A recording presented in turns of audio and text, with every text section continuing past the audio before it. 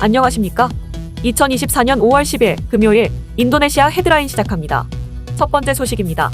인도네시아가 한국형 초음속 전투기 KF-21 개발 분담금을 당초 합의한 금액의 3분의 1 정도만 납부하겠다고 우리 정부에 제안한 것으로 알려졌습니다. 정부 소식통에 따르면 최근 인도네시아는 이미 납부한 3천억 원 외에 2026년까지 3천억 원을 추가로 납부해 총 6천억 원을 내겠다고 제안했습니다. 참고로 인도네시아는 2016년 1월 KF-21 개발비의 20%인 약 1조 7천억 원을 2026년 6월까지 부담하는 대신 관련 기술을 이전받기로 했습니다. 그런데 최근 개발 분담금을 3분의 1 수준으로 줄이는 대신 기술 이전도 그만큼 덜 받겠다고 제안한 것으로 전해졌습니다. 인도네시아는 예산 부족 등을 이유로 현재 약 1조 원에 이르는 분담금을 연체 중으로 작년 말 분담금 납부 기한을 2034년까지로 8년 연장해달라고 요청했습니다. 이에 우리 정부는 KF-21 개발은 2026년에 완료되기 때문에 그때까지 완납해야 한다고 난색을 표하자 인도네시아 측이 분담금을 대폭 줄이는 대신 2026년까지 완납하겠다고 수정 제안한 것입니다. 방위사업청 관계자는 한국과 인도네시아 양국 정부는 분담금 현안 해결을 위한 최종 협의를 진행 중이라고 밝혔습니다. 만약 인도네시아의 제안을 받아들이면 KF-21 전체 개발비 8조 8천억 원 중 1조 원을 우리 정부 예산으로 추가로 부담해야 할 것으로 보입니다. 다음 소식입니다.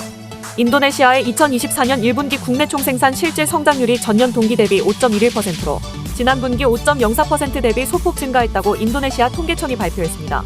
이번 성장은 주로 가계 소비에 호조에 기인한 것으로 가계 소비는 전년 동기 대비 4.9% 증가해 지난해 4분기 이후 증가세를 이어갔습니다. 특히 중산층의 확대와 라마단 기간 동안의 음식 소비 증가가 경제 활동을 자극한 것으로 분석됩니다. 또한 정부 지출이 전분기 대비 크게 증가한 19.9%를 기록했으며 이는 대통령 선거와 국회의원 선거에 따른 인건비 등의 증가가 주된 원인으로 드러났습니다.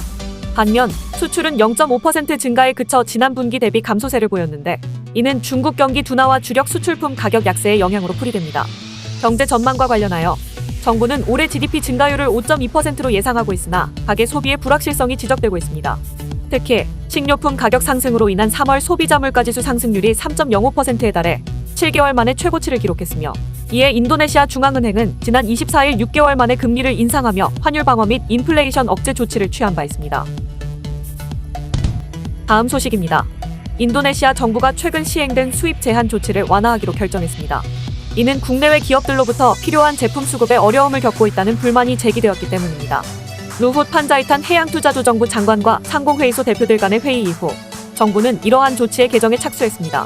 기존 무역부 장관령 36호에 따라 완제품 및 3,800개 HS 코드에 따른 중간재 및 원자재가 수입 규제 대상이었습니다. 하지만 이번 개정안은 인도네시아 이주 노동자가 보내는 물품, 승객이 반입하는 물품, 특정 상품에 대한 수입 제한을 완화 또는 제외할 예정이며 즉시 시행될 것으로 예상되고 있습니다. 아이르랑가 경제조정장관은 개정 작업이 마무리 단계에 있으며 서명을 기다리고 있다고 밝혔습니다. 한편 산업부는 공산품에 대한 기술 승인 절차를 간소화하는 데 성공했다고 주장하면서 무역부 규정 개정안에 반대 의사를 표명했습니다.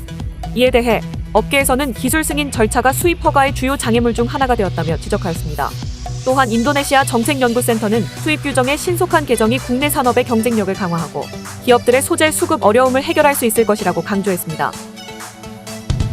다음 소식입니다. 자동차 전자제어 시스템 전문 기업인 현대캐피코가 인도네시아에서 친환경 이륜차 시장 확장을 위해 현지 국영 배터리 기업 IBC, 전기 스쿠터 제조업체와 손을 잡았습니다. 이들은 현지 친환경 모빌리티 생태계 발전을 위한 맞춤형 전략을 마련하고 이를 위해 전기 이륜차 2개 모델 출시 계획을 발표했습니다.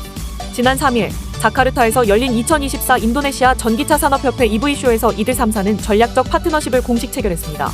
현대캐피코는 이번 파트너십을 통해 효율적인 배터리 시스템 개발, 모터 성능 최적화, 최첨단 기술 통합을 실현하여 현지 운전자들에게 더 나은 전기차 운전 경험을 제공하겠다는 목표를 밝혔습니다.